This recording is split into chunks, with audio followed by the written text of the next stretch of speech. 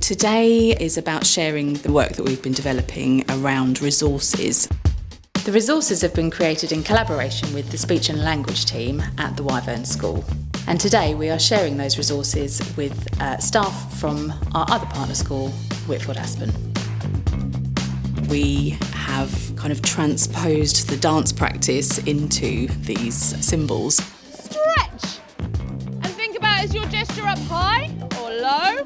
We were able to look at a more detailed way of communicating what we are asking our students to choreograph.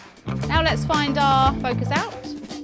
Initially we had a conversation with Jo to see how we could use visuals that we use within school to support the confidence sessions, and then it evolved to being like a sort of communication board. When we first started without the gesture boards, we found it very difficult because there was a way to start the dance choreography, but having this, it made them feel more confident and to see what ones they are using, so then that way they can look at it and say, okay, we've got to go for the stretch, or we've got to go for a bounce or a jump. So we're going to create our own group choreographies now. The barrier to learning is communication. An obvious but really powerful statement was that communication is a basic human right, and so we've been doing lots of how are we making sure that we are communicating really effectively. It is something that can be used in any school, anywhere, to give children ownership and empowerment over their own use of themselves and their thoughts and their ideas, and share those with others. I feel like this is a real exciting starting place for designing a curriculum in dance in special education. By using these tools for communication, we can really get into the dancing.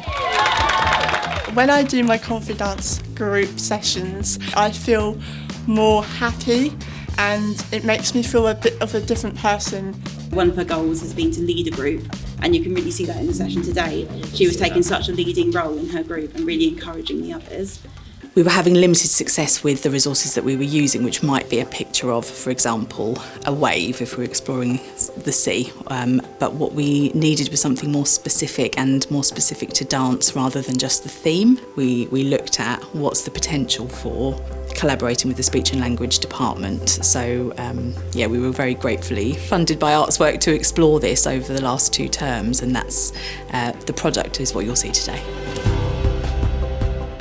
Confidence are really, really successful at bringing empowerment to teachers as to how we can be more successful at providing our children with that intervention.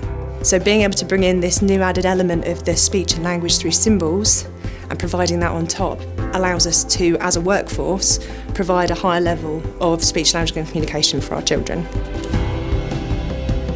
The visuals there is an instant reminder or a prompt of what they need to do, whereas if you were just to talk, that the words disappear, whereas the visual is still there after you finish speaking.